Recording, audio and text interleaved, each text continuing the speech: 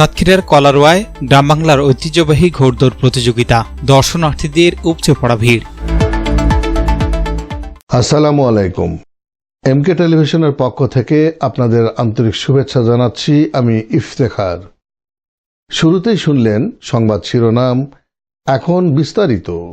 গ্রাম বাংলার হারিয়ে যেতে বসা ঐতিহ্যকে নতুন প্রজন্মের কাছে তুলে ধরতে সাতক্ষীরার কলারোয়া উপজেলায় অনুষ্ঠিত হয়েছে ঐতিহাসিক ঘোড়দৌড় প্রতিযোগিতা। শুক্রবার বিকেল ৩টায় উপজেলার চন্দনপুর ইউনিয়নের রামভদ্রপুর এলাকার খলিলের বটতলা মাঠে এ বর্ণাঢ্য আয়োজন অনুষ্ঠিত হয়। ঘোড়দৌড় প্রতিযোগিতাকে ঘিরে সকাল থেকে উৎসুক মানুষের পদচারণায় মুখর হয়ে ওঠে পুরো এলাকা। শিশু কিশোর থেকে শুরু করে নারী পুরুষসহ বিভিন্ন বয়সী হাজারো দর্শনার্থীর উপস্থিতিতে উৎসবমুখর পরিবেশের সৃষ্টি হয়।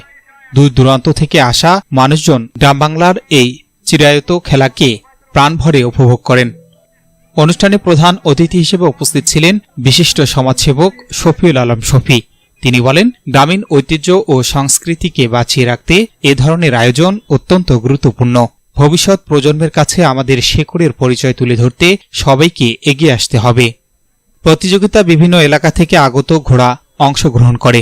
রোমাঞ্চকর লড়াই শেষে চন্দনপুর ইউনিয়নের সুলতানপুর গ্রামের ঘোড়া প্রথম স্থান অর্জন করে এবং বিজয়ীদের হাতে পুরস্কার তুলে দেওয়া হয়।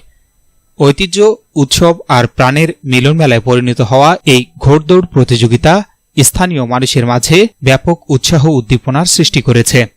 দর্শনার্থীদের মতে এমন আয়োজন গ্রামীণ সংস্কৃতিকে আরও সমৃদ্ধ করবে এবং সামাজিক বন্ধনকে সুদৃঢ় করবে।